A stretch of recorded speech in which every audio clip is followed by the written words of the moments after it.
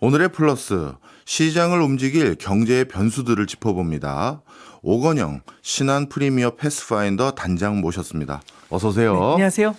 단장님, 얼마 전에 미국 연준의 회의록이 공개됐는데 네네. 그 이후 시장이 굉장히 출렁거렸다고 들었습니다. 예. 도대체 어떤 내용이 발표됐고 시장은 어떻게 반응했는지 이거부터 설명 좀 해주세요. 그러니까 이제 이게 저도 오래 보다 보니까 이제 느끼는 게 어떤 결과에 반응한다라기보다는 시장이 어떤 기대나 예상을 하는데 네. 그 기대하고 예상을 벗어났을 때 움직이는 거죠. 그러니까 예를 들어 볼게요. 우린 이제 상식으로 보면 사탕을 받은 애는 좋아할 것이다. 맞잖아요. 네. 사탕 받으면 좋아하는데 갑자기 이상한 장면이 나온 거죠.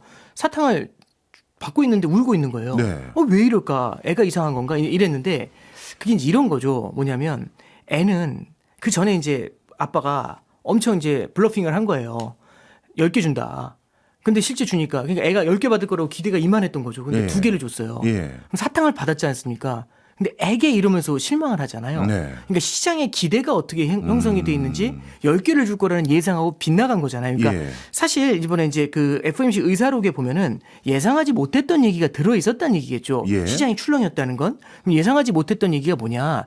실제 이제 그 투 사이드 이게 양방향을 다 봐야 된다는 얘기인데 금리가 인상하고 인하가 있잖아요. 예. 우리는 어떤 생각을 하고 있냐면 동결이냐 인하냐 이거 갖고 고민을 했던 거예요. 네, 그렇죠. 근데 지금 어떤 얘기가 나온 거냐면 인상에 대한 얘기도 하고 있는 거예요. 인상의 가능성도 열어놨는데 지금 이제 제일 큰 문제가 연준이 고민하고 있는 게 고용이냐 물가냐 이 두 가지에서 계속 저울질을 하고 있어요. 네. 근데 이번에 나온 얘기가 뭐냐면 고용은 쉽지 않다. 고용은 그래도 양호한다. 근데 물가에 대해서는 12월 달에 했던 전망보다는 조금 더 힘들게 봐야 될 것 같다. 이런 얘기를 하고 있거든요. 그럼 물가가 쉽게 안 잡힐 것 같다라고 한다면 앞서 말씀드렸던 금리 있잖아요. 네. 이게 지금의 금리로는 잡기가 어렵다는 얘기지 않습니까? 네. 그럼 물가 잡기가 어려운 상태에서 금리를 내린다? 이게 넌센스란 얘기죠. 그러면 금리 인상에 대해서도 열어놔야 되는 거 아니야? 요 얘기가 연준 의사록에 있었어요. 예. 근데 이제 문제가 뭐냐면 지난 12월 달 연준 FOMC가 있었고 거기에 나왔던 얘기가 3주 후에 발표가 된 건데 네. 그 12월 달에 무슨 얘기가 있었냐면은 기자회견 때 파월한테 질문을 해요. 파월 회장한테 금리 인상도 고민했습니까? 이랬더니 파월 회장 했던 얘기가 그게 우리 기본 시나리오에 없다 이 얘기를 했거든요. 예. 근데 나온 거잖아요. 회의록에는. 근데 이제 이게 네. 잘 들어보면 기본 시나리오에 없다고 얘기를 한 거지. 사실 이제 논의를 안 한 건 그렇죠. 아니네요. 예. 아. 그러니까 이제 그 티미라우스가 이제 요걸 잡아내가지고 얘기하는데 저도 개인적으로 굉장히 공감을 좀 많이 합니다. 그러니까 이제 그 결국에는 FOMC에서 나온 게 시장이 기대해서 시장이 전혀 예상하지 않았던 금리 인상에 대한 시나리오 요게 1번 나왔다는 거하고 두 네. 번째는 고용하고 물가를 갖고 첨예하게 대립하고 있는데 요게 낫다 갖고 한참 대립하고 있는데 물가가 더 부각이 되고 있다는 것. 네. 요 두 가지가 시장에는 조금 좀 긴장감 요걸 주지 않았나 싶습니다. 정리하자면 선택지가 동결 아니면 인하 두 가지인 줄 네네. 알았는데 인상까지 선택지가 하나 더 예, 있고 그렇죠. 그리고 연준은 이제 어떻게 보면 고용과 경기에 대해서 걱정할 줄 알았는데 물가도 상당히 신경 쓰고 있더라. 네, 그렇습니다. 이걸 보면서 시장이 예상과 다른데 이래서 네네. 출렁거렸군요. 네네. 그러면 이렇게 질문 드릴 수밖에 없는데요. 실제 실물 경기가 그만큼 뭔가 물가 이런 것들에만 걱정을 해야 되고 실물 경기는 반대로 고용으로 바탕으로 했었을 땐 괜찮다라고 본 거예요? 그러니까 이게 사실은 겉으로 보이는 아웃라인 외관 있잖아요. 예. 양호해요. 그러니까 이게 아마 저기 지적을 하고 이게 만약 그 논쟁으로 들어가잖아요. 네.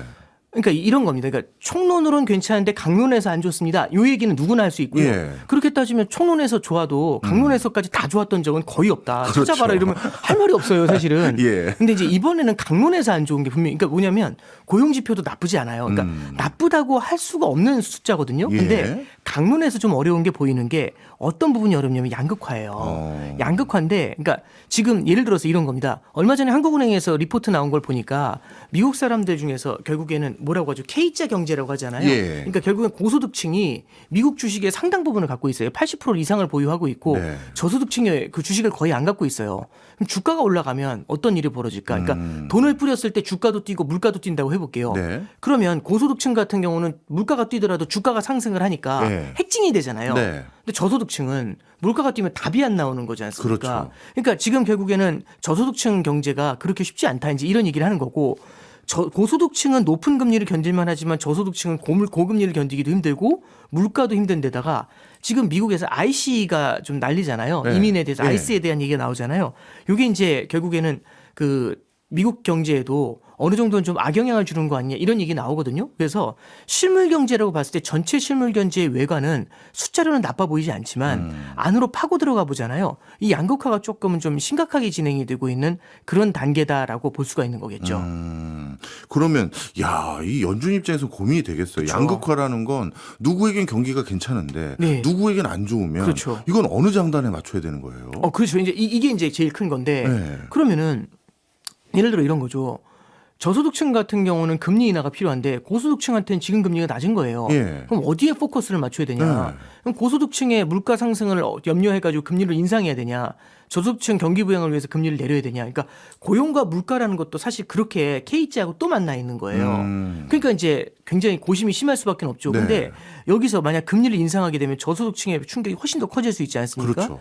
그럼 이제 인하하는 쪽으로 가야 될 텐데 인하를 하면은 오히려 자산 시장의 버블이라든지 아니면 이제 여러 가지 인플레이션 우려가 커지잖아요. 네. 그럼 어떤 걸 선택해야 되냐? 결국에는 대승적인 관점에서는 경기를 바라보면서 갈 수밖에 없어요. 정부하고 중앙은행의 갈등이 그거거든요. 그래서 예. 작년에도 금리를 인하한 거지 않습니까? 예. 근데 다만 이거죠. 시장이나 정부가 기대하는 것보다는 하기 싫은 일을 하는 거거든요. 중앙은행 입장에서. 네. 하기 싫은 일은 적극적으로 해야 될까요? 아니면 민기적거릴까요? 민기적거리겠죠. 예, 그러면 시장이 기대하는 것보다는 늦게 하겠죠. 시장이 원하는 것보다는 적게 덜 하겠죠. 하고. 예, 그런 포인트를 잡을 수 있는 겁니다. 이해했습니다. 자, 그러면 실물 경기 부분에서는 고용을 기반으로 지금 K자 경기를 잘 설명을 해 주신 것 같고요. 네네. 그러면 물가 한번 여쭤보겠습니다. 네네. 물가는 미국 물가는 지금 어느 정도 수준이라고 봐야 됩니까? 지금 이제 그 PCE 기준으로 아니 그 소비자 물가지수 기준으로 전년 대비해서 2.4, 그다음에 근원으로는 2.5 나오거든요. 네. 이게 결국에는 여태까지 본 것 중에는 그래도 좀 많이 내려온 거예요. 근데 일단 두 가지를 보실 필요가 있습니다. 1번은 여전히 2% 물가 목표를 넘어섰다는 게 1번. 예. 그다음에 두 번째는 뭐냐면 2% 물가 목표를 넘어선 것도 문제지만 두 번째 이제 이런 거죠.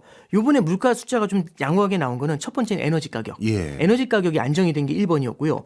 두 번째는 주거비 상승률이 조금 둔화됐어요. 이 두 가지 영향인데 물가에서 에너지 가격하고 주거비를 차감한 걸 뭐라고 하냐면 슈퍼코어 물가라고 해요. 예. 이 슈퍼코어 물가는 우리나라 말로 번역하면 쉽게 말하면 서비스 물가거든요. 예. 서비스 물가가 다시 올라오기 시작했어요. 그러니까 뭐냐면 이런 거 있잖아요. 우리 저기 토익이나 토플 시험 같은 거 보면 과목이 4개예요. 예. 근데 보면은 이게 리스닝이 잘 안 되는데 이번에 리스닝 잘 나오잖아요. 그럼 스피킹에서 확 내려가요. 그러니까 이제 이게 뭐냐면 그래서 결국엔 돌고 도니까 평균이네 이런 느낌 나오는 것처럼 이게 어디를 누르면 어디가 양호해지면 어디가 또 올라오고 참 이게 문제 풀기가 쉽지가 않은 겁니다. 예. 그래서 이렇게 말씀드릴 수 있을 것 같아요. 나아지는 건 맞는데 되게 끈적끈적해요. 예, 그게 현재 미국의 물가 상황입니다. 알겠습니다. 자, 이런 과정에서 연준 의장으로 내정된 사람이 케빈 워시인데 네네. 이 케빈 워시는 주로 의사결정을 어떤 스타일로 하는 사람이고 또 이 사람은 정말 지금 소문은 매파 아니냐 이런 소문도 있던데 예. 그게 사실인지 좀 설명 좀 해주세요. 그러니까 이제 매파적인 정책을 쓰고 매파적인 코멘트를 많이 했고 원칙을 얘기했던 건 맞죠. 그러니까 예. 저도 2004년부터 마켓 봤는데 2006년부터 11년까지 그분이 연준에 계셨더라고요. 예. 근데 초반에는요. 그러니까 물론 제가 잘 못 보는 것도 있겠지만 이분이 그렇게 두드러지게 보이질 않았던 게 2006년부터 8년까지는 연준이 기준금리 인상 사이클이 있었어요. 예. 그래서 금리를 높게 유지했거든요. 네. 근데 이제 금융위기 때부터 금리를 확 낮춘 거잖아요. 그러니까 에브리바디가 매파일 때는 누가 매파인지가 안 보여요. 근데 이제 2009년 10년부터 좀 기억이 나는 게 예. 뭐가 있었냐면 2009년도에 금융위기 때문에 무너졌다가 회복하는 단계였거든요. 네. 근데 회복하는 단계가 좀 보이자마자 뭐라고 했냐면 케빈 워시가 이게 회복하는 건 맞는데 물가가 두려우니까 금리 인상하자 이런 얘기를 했었어요. 그러니까 조기 금리 인상파였거든요. 예. 근데 이제 두 번째는 그때 당시에 버냉키가 2차 양적 완화한다고 2010년도 11월에 그거 이제 좀 굉장히 강하게 반발을 했었던 스타일이죠. 그럼 금리를 조기에 인상하자. 물가가 걱정되니까. 두 번째는 양적 완화를 반대했다. 이것만 보면 매파라는 각인이 딱 찍히게 되잖아요. 그렇네. 그러니까 이제 이 사람 매파야. 예. 이제 이런 생각을 하는 게 이제 시장에서 나오는 얘기인데 맞죠. 매파였던 건 맞는데 이분이 이제 과거에 매파였다고 지금도 매파였느냐. 이걸 또 해석하는 건 좀 이의가 있어요. 여러 가지 논란이 있는 게 예를 들어서 지금이야 잊혀졌지만 블라드라는 사람 혹시 기억나세요? 제임스 블라드? 예. 22년도엔 유명했던 사람이에요. 예. 우리나라 사람들 다 알았거든요. 그분 마치 이제 우리가 뭐 투수면 장타자 거의 4권 타자 등장하는 느낌이었는데 예. 이분이 매파 중에 매파였잖아요. 근데 이분이요 2022년도엔 그런 매파였지만 2015년에는 그렇게 비둘기가 아닐 수 없었어요. 그렇군요. 그래서 그분 등장할 때마다 되게 마음이 푸근했거든요. 예. 이분 잘생기셨다고 막 그런 얘기했던 농담했던 기억이 나요. 예. 그리고 참고로 벨센트 재무장관 같은 경우도요. 이 사람도 이제 무슨 얘기냐면 재정 매파에 해당되는 사람이에요. 돈만 있으는 거 별로 안 좋아하고 재정 균형 좋아하거든요. 그리고 이제 뭐 있었냐면 그 전에 옐런 재무장관이었잖아요. 옐런 재무장관은 맹비난했어요. 네. 뭐라고 비난하냐면 재무 구조를 엉망으로 만든다. 왜? 단기 금리는 싸고 낮고 그다음에 장기 금리가 높거든요. 그랬더니 싼 단기 금리를 이용하려고 단기 국채만 발행하는 거예요. 네. 단기 국채만 발행하면 재무 구조가 불안해지는 게 만기가 자꾸 돌아오잖아요. 그렇죠. 그래서 장기 국채를 발행해야 되는 단기 국채 계속 발행한다고 막 뭐라고 했거든요. 예. 맹 비난을 했어요. 예. 근데 자기가 재무장관 하니까 지금 단기 국채 발행하잖아요. 그렇네요. 그러니까 그러면 이제 과거에 그랬다고 지금 이렇게 할 수는 없는 거고. 그렇군요. 참고로 트럼프 말씀드리면 예. 2015년 16년에 이제 그 대선 캠페인 했었잖아요. 대선 캠페인 할 때마다 제일 많이 이제 욕했던 게 힐러리 클린턴 욕했고 두 번째는 옐런 그때 당시 연준 의장이었거든요. 예. 엄청 욕했어요. 옐런 연준 의장은 지금 임의적으로 의도적으로 금리를 저금리를 제로금리 유지해가지고 오바마 행정부 지원해주고 있다고. 옐런 의장이야말로 진짜 정치적인 사람이라고 이런 얘기를 했었어요. 예. 그래서 지금 이거 금리 빨리 올려야 되는데 뭐 하는 거냐고. 근데 자기 취임하자마자 뭐라고 하냐면 파월한테 금리 내리라고 그렇죠. 난리 부렸잖아요. 예. 그러니까 과거에 있는 사례만 보면서 그럼 트럼프는 매파? 이렇게 하면서 앞으로도 매파? 이렇게 가는 거는 조금 여러 가지 좀 논란이 있다는 얘기죠. 그래서 워시가 과거에 했었던 말만 갖고서 하는 것보다는 그 사람의 지금 현재의 경제 상황하고 지금 현재 연준 의장이라는 포지션에서 어떻게 움직일지는 조금 독립적으로 보시는 게 낫지 않겠나. 예. 물론 참고는 하겠지만 예. 그런 말씀드립니다. 이해했습니다. 쉽게 말해서 트럼프가 매파 성향인 케빈 워시를 임명한 거라기보다는 과거의 경제적 상황에서는 매파적 발언을 했던 케빈 워시인 거고 지금 상황에선 연준 의장이라는 보직 때문에 다른 의사결정을 내릴 수 충분히 있다라는 걸 고려해야 된다. 이 말씀이시군요. 네, 그렇습니다. 네. 자, 그러면 또 한 가지 궁금한 게요. 케빈 워시는 누구보다도 연준에 있었던 사람들 중에서 IT 이해도가 높은 사람이다. 이렇게 또 분류를 하더라고요. 네네. 그러면 AI라든가 이런 것들이 가져올 물가 변화라든가 고용 측면의 변화 이런 것들도 이해를 잘할 것 같은데 네네. 케빈 워시는 그럼 AI라는 이제 상수가 돼버리고 있는 이 현상에 대해서 어떻게 이해하고 어떻게 대응할까요? 그러니까 이제 그거죠. 지금 이제 케빈 워시뿐만 아니라 예. 그 트럼프 행정부에서 얘기하는 게 공급 중시예요. 예. 공급 중시는 뭐냐면 수요를 자극을 해가지고 결국엔 경기를 끌어올리는 것보다는 예. 공급을 자극하는 게 훨씬 낫다. 이런 얘기를 하는 거죠. 그러니까 이론적으로 따지면 이런 겁니다. 보통 수요를 자극하잖아요. 수요가 탄탄해지면 공장에서 제품 만든 게 잘 팔리잖아요. 예. 그럼 공장이 제품을 더 만들어요. 그러려면 설비 투자를 늘려야 되고 사람을 더 채용하죠. 그럼 채용한 사람이 월급을 받아요. 그럼 수요가 더 늘죠. 네. 그럼 더 채용하죠, 공장이. 네. 그러니까 이렇게 해서 선순환이 돌아가는데 문제는 경기는 좋아지지만 수요가 강해지니까 물가가 올라가요. 그래서 고성장과 고물가가 같이 오거든요. 네. 근데 지금 이제 말씀드리는 그 케이스 같은 경우는 우리 저기 텔레비전 같은 경우나 네. 뭐 컴퓨터 같은 경우는 기존 모델 나와요. 새로운 모델 나왔을 때 1년 후에 가보면 그 모델의 가격이 보통 내려가거든요. 네. 그렇죠. 보통 그렇잖아요. 예. 그러니까 그럼 경기가 안 좋아서 디플레이션이냐? 그게 아니라 새로운 기술 혁신이 나오면서 좀 더 생산성 높게 이걸 더 좋은 가격에 생산을 하게 되는 거지 않습니까? 네. 그러면 물가가 내려가다 보니까 수요가 더 늘어나서 장사도 더 잘 돼요. 그러면 고성장과 저물가가 한꺼번에 찾아옵니다. 네. 이게 제일 좋은 거거든요. 예. 그래서 이제 트럼프 행정부에서는 생산성을 끌어올려 가지고 그래서 이제 성장은 강하게 가져가되 물가는 안정시킬 거야. 이렇게 주장하고 있는 거고 물가가 안정이 되면 금리를 낮게 유지할 수가 있어요. 예. 이 얘기를 누가 하냐면 작년 초부터 베센트 재무장관이 재무장관 들어오고 나서 얼마 안 돼서부터 이 얘기를 했어요. 네. 그리고 요걸 누가 받았냐면 캐비넷이 받아줬고 마이런이 받아줬어요. 네. 이 셋이 공통적으로 얘기하는 게 생산성이 올라가면 고성장 저물가가 온다. 네. 이 얘기를 해요. 예. 그럼 증거를 대봐라 했더니 90년대가 그랬다. 아. 90년대 IT 혁명이 있었을 때 그랬고 그 중심에는 그린스펀 연준 의장이 있었다. 예. 그린스펀 연준 의장은 그때 당시 옐런 의장이 그때 당시 부의장이었거든요. 예. 연준 이사로 있었거든요. 성장이 강하니까 이거 물가 올라온다. 그러니까 금리 인상하자. 비 사일런트. 뭐 이제 이렇게 얘기한 거죠. 그래서 절대 그러면 안 된다 해가지고 금리 인상을 안 해요. 예. 물가도 안 올라오고 경기도 좋았고 난리도 아니었거든요. 예. 그게 이제 90년대 아름다운 기억이죠. 그래서 그린스펀을 그렇게 막 그린스펀 해요. 이 셋 다. 마지막으로 트럼프가 뭐라고 하냐면 새로운 연준 의장은 그린스펀 같은 사람이라고 그 얘기를 하거든요. 예. 요 맥락을 그대로 이어받은 게 캐비넛입니다. 아. 그래서 캐비넛이도 그린스펀 얘기하고 그때 당시 인터넷 혁명 얘기하고 생산성 개선 요거 얘기해요. 예. 그래서 캐비넛이도 이들하고 온라인을 맞춰 있는 거죠. 예. 그래서 이제 생산성의 개선이 고성장 저물가를 만드니까 강한 성장에도 불구하고 물가는 안정이 될 수 있으며 예. 물가가 안정이 되면 저금리를 유지할 수 있다. 네. 그럼 저금리가 유지가 되면 성장은 계속 부스팅업을 할 수 있으니까 고성장은 유지가 된다. 네. 그래서 지속 가능한 아름다운 성장. 예. 이게 이제 케빈 러시라든지 트럼프 행정부에서 바라는 가장 드림 그거라고 볼 수 있겠죠. 어떻게 보면 어게인 90년대를 다시 꿈꾸고 그렇죠. 있는 사람들이거든요. 그런데 연준에서는 그런 분위기인 걸 이해를 했는데 정작 미국 경제 관료들은 여기에 대해서 어떤 시각을 가지고 있습니까? 그러니까 경제 관료라기보다는 경제 학자들 같은 예. 경우는 석학들 같은 경우는 여기에 대해서 좀 비관적이에요. 예. 그래서 보면 얼마 전에 보도 나온 게 60% 이상이 반대한다고 얘기를 하잖아요. 그리고 연준에서도 여기에 대해서는 신중론이 나와요. 첫 번째는 제퍼슨 부의장이라고 있거든요. 네. 이 제퍼슨 부의장이 얘기하는 핵심은 이런 거예요. AI가 엄청난 거 맞다. 네. 근데 AI가 당장 그렇게 만들어줄 수 있느냐? 이건 또 다른 얘기다. 오히려 초반에는 AI를 끌어올리기 위해서 설비 투자를 늘리게 되잖아요. 네. 설비 투자를 늘리게 되면 이 공장에 들어가는 원자재가 많겠죠. 물가를 또 은이라든지 올리는군요. 구리라든지 그렇죠. 그리고 반도체 지금 풍기라면서요. 예. 그럼 반도체 풍기가 되니까 핸드폰 사고 저기 노트북 노트북 빨리 사고 뭐 이러잖아요. 예. 그럼 물가가 뛰는 문제가 생기죠. 그러면 그러네. 오히려 AI의 초기 단계에는 생산성 개선으로 물가가 안정되는 게 아니라 인플레이션을 되려 더 자극할 수 있어요. 요 예. 얘기하고 있는 거예요. 예. 그 뒤에는 물론 개선이 되겠지만 네. 그래서 시차에 문제가 있다라는 얘기는 제퍼슨 부의장은 얘기하고 있고 마이클 바 부의장 같은 경우도 이거 딱 그 아니란 얘기를 해요.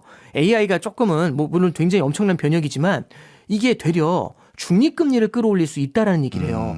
이게 무슨 소리냐 해서 보니까 자 보세요. 제가 보시죠. AI가 너무 좋아요. 그래가지고 낮은 가격에 엄청나게 많은 생산을 할 수 있어요. 네. 그럼 생산성이 좋아져서 그러면은 물가도 낮아지고 성장도 탄탄하게 나올 거지 않습니까? 근데 잠깐 생각해 보시죠. 장사가 그렇게 잘 돼요. 예. 그럼 생산을 더 늘리고 싶지 않을까요? 공장 설비라든지. 그럼요. 예. 그러면은 투자를 더 많이 해야 되잖아요. 예. 그럼 투자를 더 많이 하려면 돈을 빌려야겠죠. 아, 그럼 너도 나도 돈을 빌리면 금리가 어떻게 되겠습니까? 올라가겠네요. 예, 그러니까 그건 중립금리의 상승이라고 얘기합니다. 예. 그러면은 되려 오히려 저기 그 AI가 물가를 안정시켜서 저금리를 유지할 수 있게 해준다? 그렇지 않다라는 얘기를 하고 있는 거죠. 그래서 이 생산성에 대한 논란은 앞으로도 계속 이어질 것 같아요. 예, 네. 알겠습니다. 나름대로 진짜 AI가 어떤 시기열로 우리에게 코앞에 다가올지 이거에 따라서도 이렇게 기준금리 기조도 달라질 수 있다는 걸 확실히 이해하게 되는 시간인 것 같은데요. 그러면 이렇게 한번 또 여쭤보겠습니다. 아직까지는 기준금리 인하에 대해서 기대감을 시장에서 꽤 가지고 있는 분위기인 것 같습니다. 그런데 정작 국채금리는 좀 따로 노는 듯한 분위기가 있는데 이 흐름에 대해서도 설명 좀 해주세요. 이게 기준금리를 인하해도 국채금리가 잘 안 움직이는데 예. 국채금리를 결정할 때는 굉장히 다양한 요소가 있어요. 그 중에 예. 하나가 기준금리겠죠. 예. 일단 첫 번째는 이건 있어요. 기준금리를 갖다가 인하를 한다는 얘기 하는데 아까 말씀드렸던 것처럼 시장이 많이 인하해 줄 거야 이런 기대를 갖고 있었는데 그렇게는 안 할 것 같은데 이 느낌이 들죠. 네. 생각보다 많이 안 할 것 같아. 참고로 말씀드리면 얼마 전에 호주 중앙은행이 기준금리를 인상했어요. 예. 그러니까 작년에 3번 인하한 다음에 이번에 인상으로 돌았거든요. 아마 5월에 한 번 더 인상할 것 같아요. 그리고 우리나라 같은 경우도 기준금리 인하에서 멈춰섰거든요. 네. 딱 멈춰섰어요. 그랬더니 아 금리가 많이 내려갈 줄 알았더니 아니네 이 생각이 들 수 있거든요. 예. 그러면 기준금리 이제 시장은 지금을 보는 게 아니라 먼 미래를 보지 않습니까? 먼 미래 이미 가까운 미래는 시장의 가격에다 반영했는데 네. 먼 미래에는 오히려 이게 실현이 안 되겠네?라고 생각하잖아요. 그러면 많이 내려갈 줄 알고 잡아내렸던 금리가 되려 감겨 올라가는 문제가 생겨요. 이게 그래서 시장이 뭐 요즘 뭐 킹 반영 이런 얘기 하는데 선 반영된 게 1번이 있어요. 네. 그리고 이제 두 번째는요. 이 기준금리 문제도 있지만 재정의 문제도 있어요. 재정. 지금 정부 부채가 꽤 크거든요. 예. 그러니까 이런 거예요. 트럼프가 관세를 때리니까 관세를 때리게 되면 교역이 위축이 되면서 성장이 둔화가 되거든요. 예. 그럼 이 성장의 둔화를 뭔가로 그 뭐 좀 벌충하지 않으면 예. 성장의 둔화 그 자체를 저성장을 받아들이는 꼴이 돼요. 예. 그래서 유럽도 그렇고 다른 나라들이 일본도 그렇고 저성장을 막기 위해서 무언가 재정을 때려 붓기 시작하거든요. 예. 그럼 재정 적자가 되려 커지게 됩니다. 예. 성장을 유지하기 위해서 재정 적자를 쓰다 보니까 재정 부채가 늘어나죠. 정부 예. 부채가. 이러면 정부 부채가 늘어난다는 얘기는 돈을 많이 빌린다는 얘기잖아요. 그렇죠. 돈을 많이 빌린다는 얘기는 금리를 끌어올리는 요인이 아, 되죠. 예. 그래서 기준금리하고 국채금리하고 조금 따로 노는 이유는요. 이게 뭐냐면 시계열이죠. 선반영을 했다는 거 하나. 두 번째는 다른 요소가 영향을 준다는 거 하나. 예. 이런 관점에서 보실 필요가 있습니다. 그렇군요. 말씀 쭉 듣고 보니까 정부 입장에서 적극적으로 저성장을 우려하는 기조 속에서 돈을 더 땡겨서 많이 이렇게 공급하면서 시장을 부양하는 흐름 속에 개인들도 아마 이거에 적응해서 그런 건지 모르겠습니다만 점점 더 레버리지까지 쓰면서 돈을 예. 크게 돌리는 개인들이 많아지는 것 같습니다. 예. 물론 레버리지 관련된 상품이 계속 개발되고 발달하는 것도 중요한 원인 중에 하나일 것 같은데 그러면 이렇게 돈이 그러니까 쉽게 단순히 얘기하면 시중에 유동성이 많이 뿌려진 상태에서 약간의 트리거라도 발생하면 폭락으로 이어지는 거 아닌가요? 그러니까 되게 비슷한 게 그런 거죠. 그러니까 왜냐하면 이제 어떻게 보면 이런 거죠. 자전거에 물건을 많이 실어요. 예. 위태로울 정도로 엄청나게 싣고 가요. 네. 그러다가 밑에 돌불이 있으면 확 넘어지는 거예요. 그렇죠. 그러니까 그 트리거잖아요. 네. 그러니까 트리거가 있으면은 레버리지가 많은 상태에서는 경제에 불안 요인이 될 수 있지 않냐? 당연히 그럴 수 있죠. 예. 그러니까 이제 요거는 당연한 건데 최근에 보시면 금은 가격 같은 경우도 이런 거잖아요. 은 가격 같은 경우도 은 가격이 오르니까 은을 담보로 해서 대출 받아서 더 사거든요. 네. 그럼 그 자체로 레버리지가 늘어나는 거지 않습니까? 네. 근데 이거는요. 빌려서 이제 돈을 빌려서 일종의 연끌을 한다는 얘기는요. 네.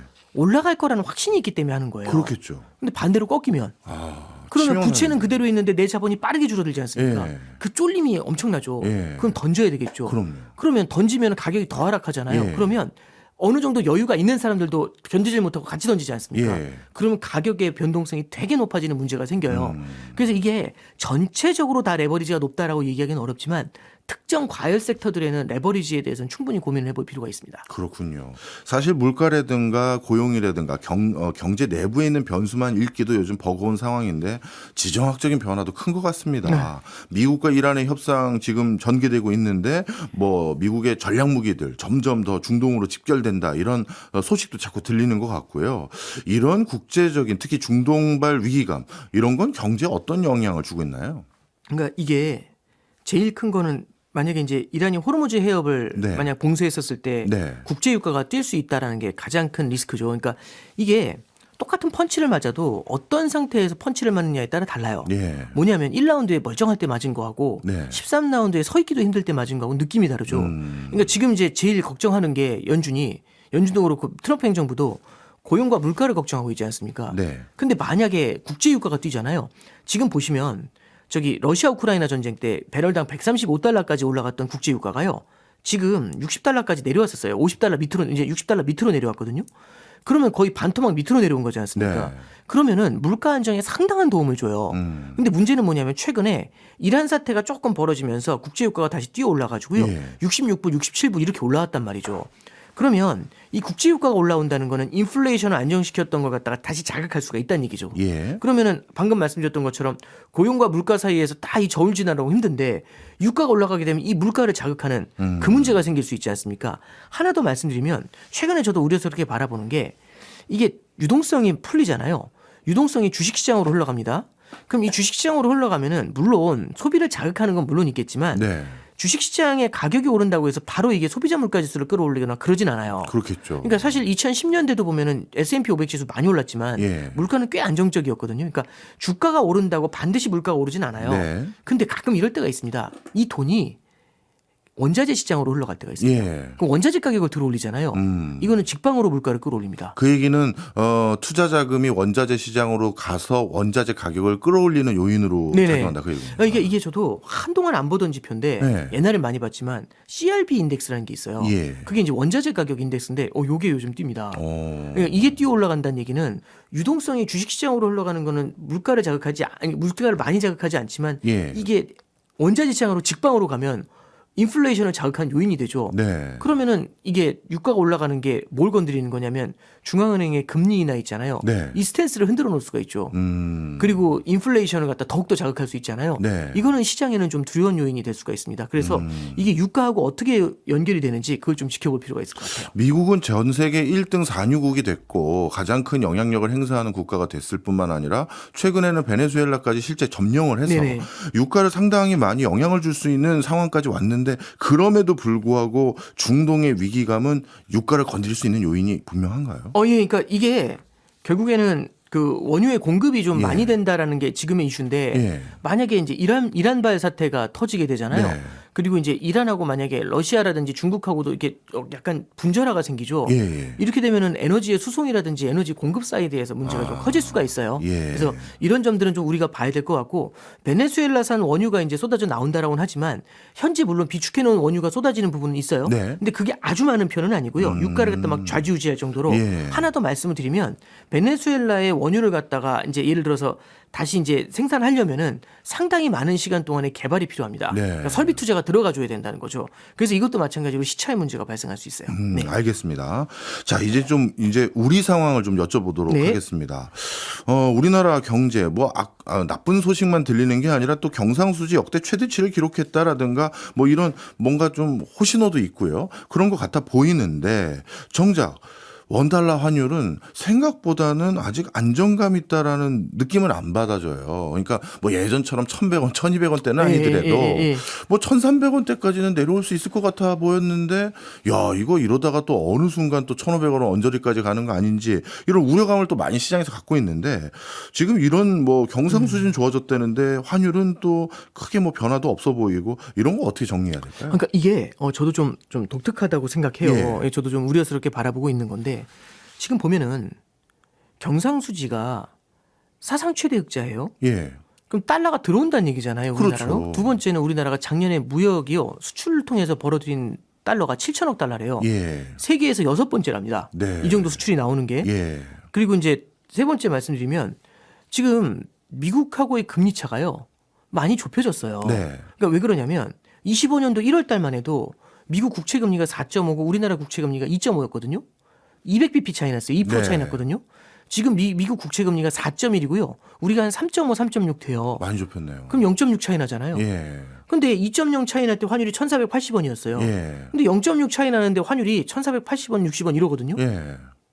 그럼 이게 좀 이상하잖아요. 예. 그러니까 이제 이건 뭘로 해석해야 되냐. 그래서 그럼 이게 기존의 질서가 다 뒤집어지면서 새로운 세상이 열린 거냐. 기존의 이론은 의미가 없는 거냐. 예. 저는 그렇다기보다는 이게 심리적인 영향이 분명히 있는 것 같아요. 뭐냐면 우리나라에 달러가 되게 많아요. 네. 그러니까 한국은행 총재가 얘기한 게 맞거든요. 한국은행 총재가 얘기한 게 뭐냐면 우리나라에 달러 현찰은 되게 많아요. 예. 달러는 달러는 많이 갖고 있는데 문제는 뭐냐면 이걸 안 팔아요. 왜 안 팔까? 해외 투자해야 되는 것도 있겠지만 예, 오를 기대감. 것이라는 기대감이 있죠. 그러니까 이 심리적인 부분이 굉장히 크게 작용을 하는 것 같아요. 예. 그래서 이제 이 심리적인 부분이 되게 좀 미묘하게 작용을 하고 있다라는 게 첫 번째고요. 네. 그리고 두 번째는 이게 대외적인 요인도 분명히 있어요. 대외적인 요인이 뭐냐면 일본 엔화죠. 이게 이제 다카이치 사나이가 들어오게 되면서 엔 약세에 대한 기대를 이제 불러일으키고 있거든요. 예. 엔화가 그래서 생각보다 약하니까 최근에는 우리나라 원화가 엔화하고 연동되는 면이 굉장히 강해요. 예. 예, 그러다 보니까 엔 약세가 원 약세에 영향을 주는 부분도 분명히 있다. 이렇게 이제 볼 수가 있고요. 예. 마지막으로 우리나라 사람들의 이제 해외 투자죠. 이게 정부도 그렇고 정부도 2천억 달러 해야 된다면서요. 그리고 이제 저기 기업들도 아무래도 관세 피하려면 미국의 설비 투자를 늘려야 되겠죠. 그렇죠. 예, 마지막으로 개인들도 지금 해외 투자를 여전히 하고 있지 않습니까? 네. 그러니까 이런 요인들이 이제 환율의 하방을 막아주고 있는 그런 요인이 아닌가 싶고요. 네. 그럼 이 심리적인 변화가 언제 나타나게 될 것인지 그게 아마 환율에서는 조금 관건이 되지 않을까 생각하고 있습니다. 그렇군요. 어떻게 보면 실제 달러가 더 예전보다 더 필요해진 상황도 분명하지만 심리적인 부분까지 겹쳐서 이렇게 좀처럼 환율이 안정감 없이 계속 고공행진을 하고 있는 상황이었군요. 그러면 앞서 중요한 얘기 중에 또 하나 엔화 얘기해 주셨는데 네.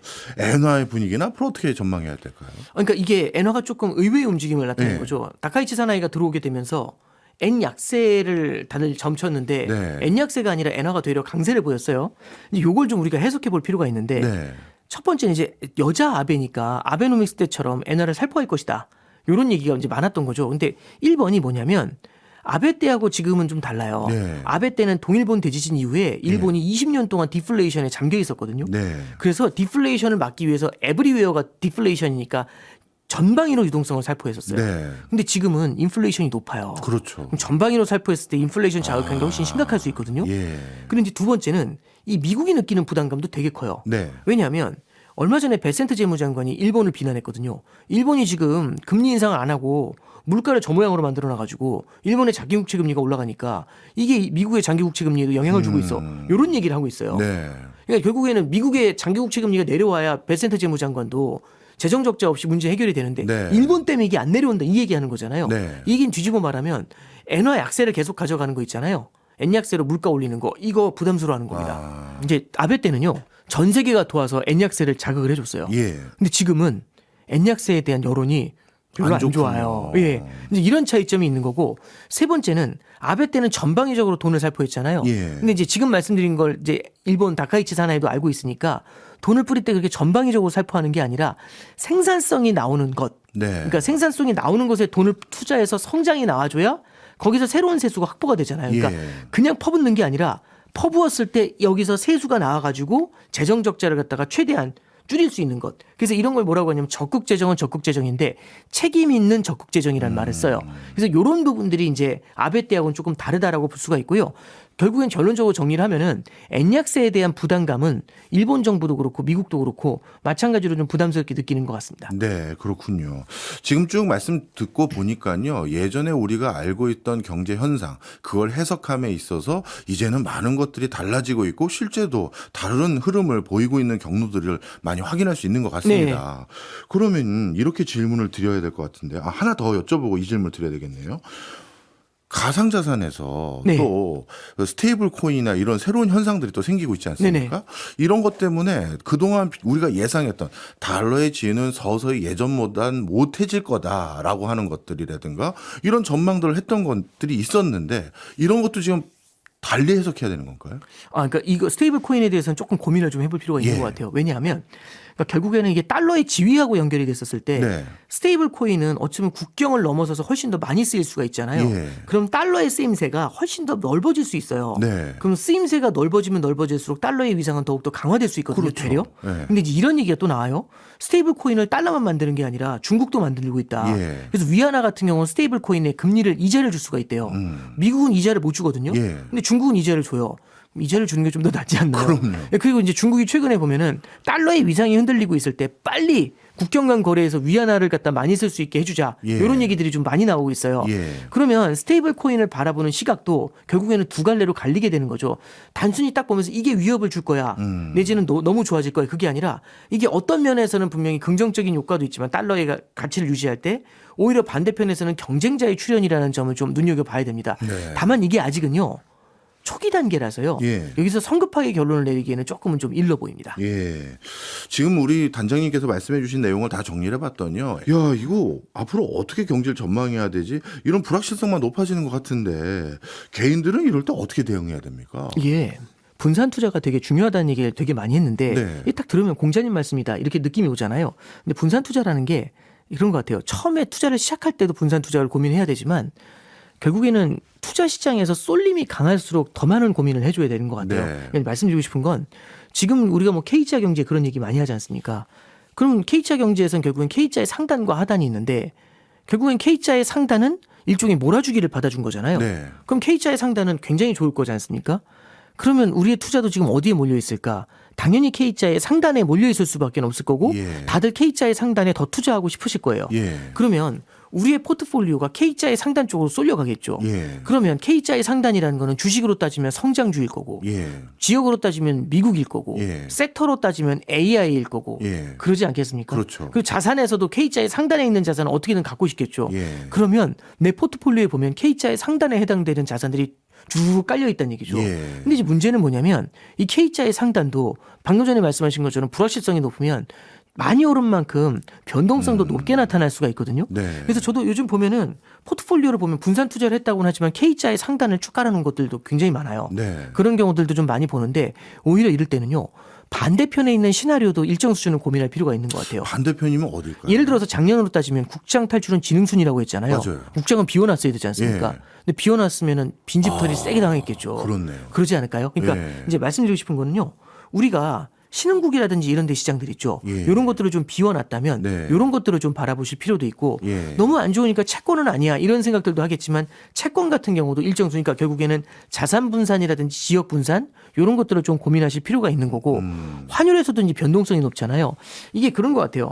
예, 통화 분산을 해야 된다는 말씀은 5년 전, 6년 전부터 해왔지만 요즘은 이제 통화 분산이 아니라 오히려 그러니까 이게 원화가 너무 많고 네. 달러 표시라든지 다른 나라 통화 표시 자산을 좀 가져가야 된다. 이게 통화 분산의 포인트인데 네. 달러 자산만 가져가야 된다는 얘기는 또 통화 분산의 포인트가 되지는 않거든요. 그러니까 뭐냐면 이쪽이 너무 없으니까 좀 담아야 된다는 거하고 이쪽만 담아라는 건 다른 얘기잖아요. 그렇죠.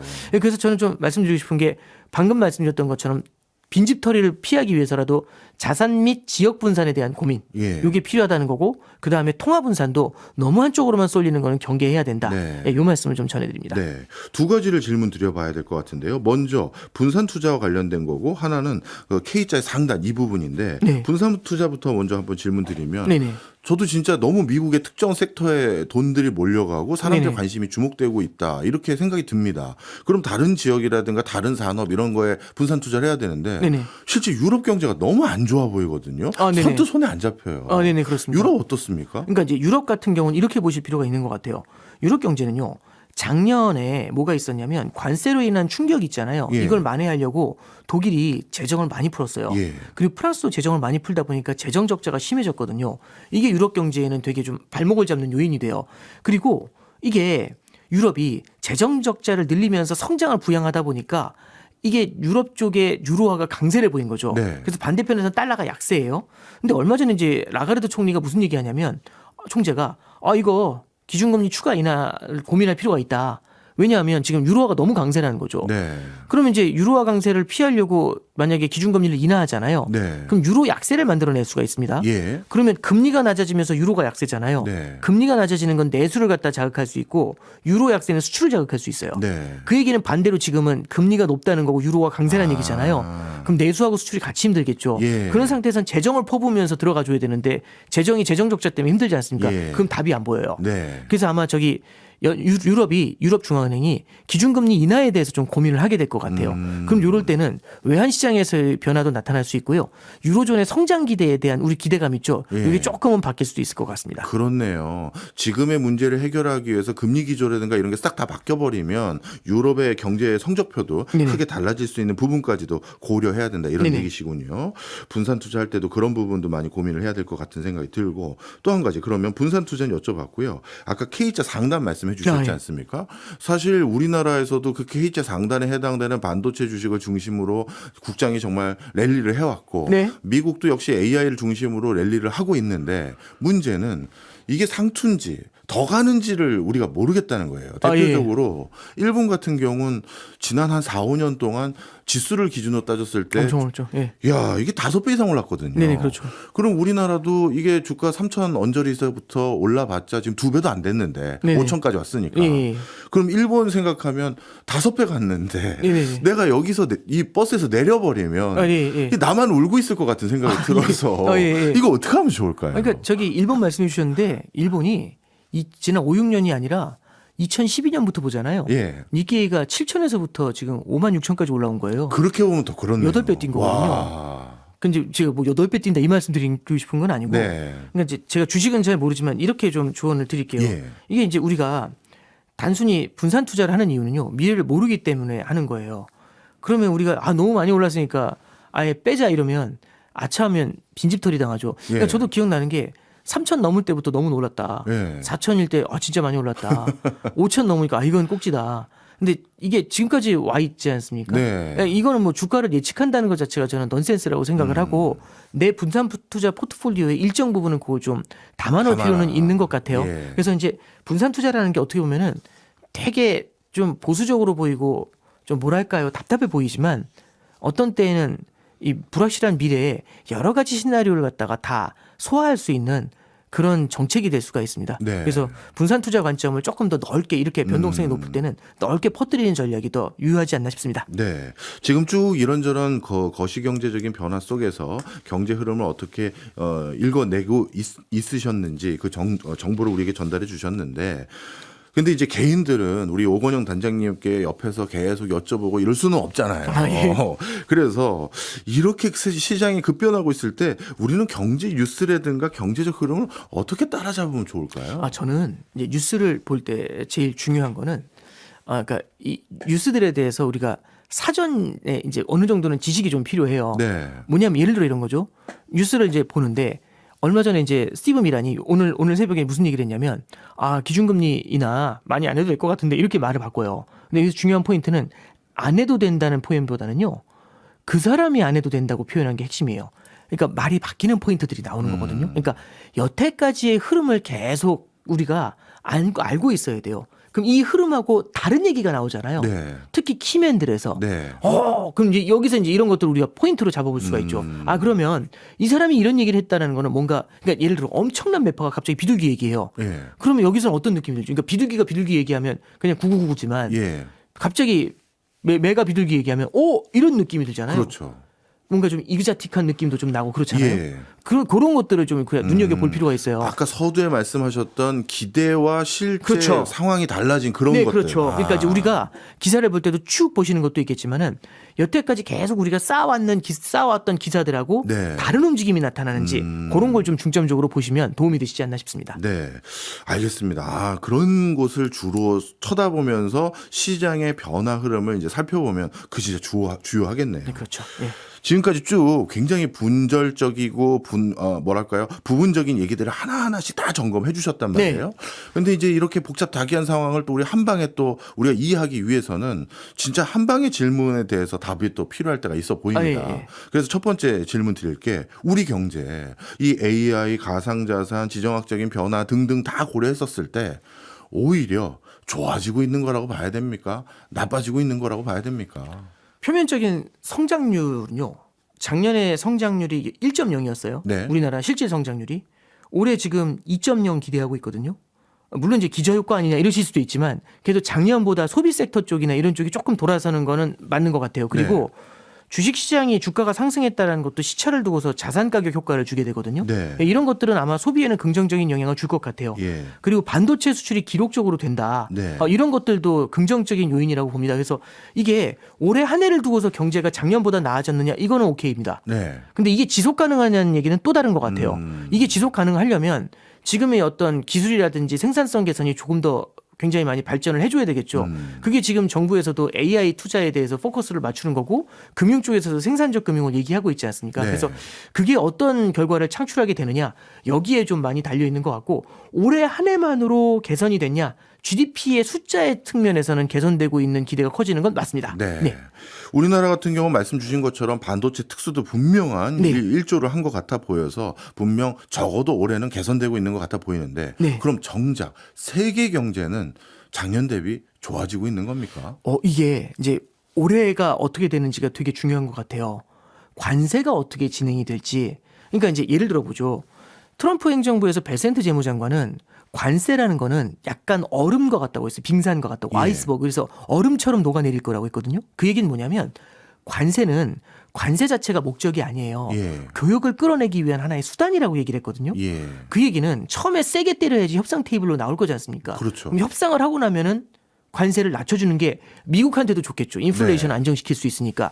그래서 작년에는 관세가 시장을 떠들썩하게 만들었지만 올해는 높여져 있는 관세를 갖다가 낮추는 방법을 만약 쓰게 되잖아요. 네. 그러면은 경제에도 회복의 기미를 줄 가능성들도 있어요. 예를 들어서 야 그게 가능하겠냐 이러지만 지금 미국 내에서 어포더빌러티하고 인플레이션 문제가 크잖아요. 네. 그래서 생필품 관세 많이 낮췄거든요. 네네. 지금 최근에 나오는 얘기가 철강 관세 어떻게 해야 되냐 이 얘기 나와요. 철강 관세는 품목별 관세잖아요. 네. 지금 그거 고민하고 있거든요. 네. 그럼 이거는 우리 옛날에 많이 유행했던 단어 중에 타코라는 말이 있죠. 예. 그것 중에 하나가 될 수 있죠. 그러니까 이게 결국에는 세계 경제를 바라볼 때 작년에 세계 경제를 갖다가 억눌렀었던 요인들이 있었다면 이게 어떻게 발현이 되는지를 보는 게 되게 중요한 포인트가 될 것 같고 두 번째는 이 관세에 대한 얘기 드렸고 두 번째는 재정 적자가 되게 전 세계적으로 심각해요. 예. 요거는 저는 와일드 카드 중에 하나인 것 같습니다. 요게 건전하고 탄탄한 성장을 만들어주면 부채의 문제는 눈에 띄지 않아요. 예. 돈을 잘 벌고 있잖아요. 빚이 좀 있는 건 문제 없습니다.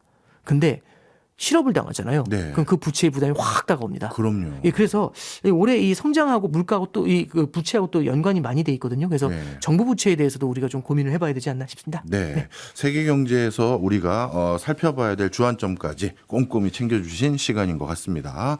지금까지 오건영 신한 프리미어 패스파인더 단장이었습니다. 오늘도 많이 배웠습니다. 고맙습니다. 네, 감사합니다.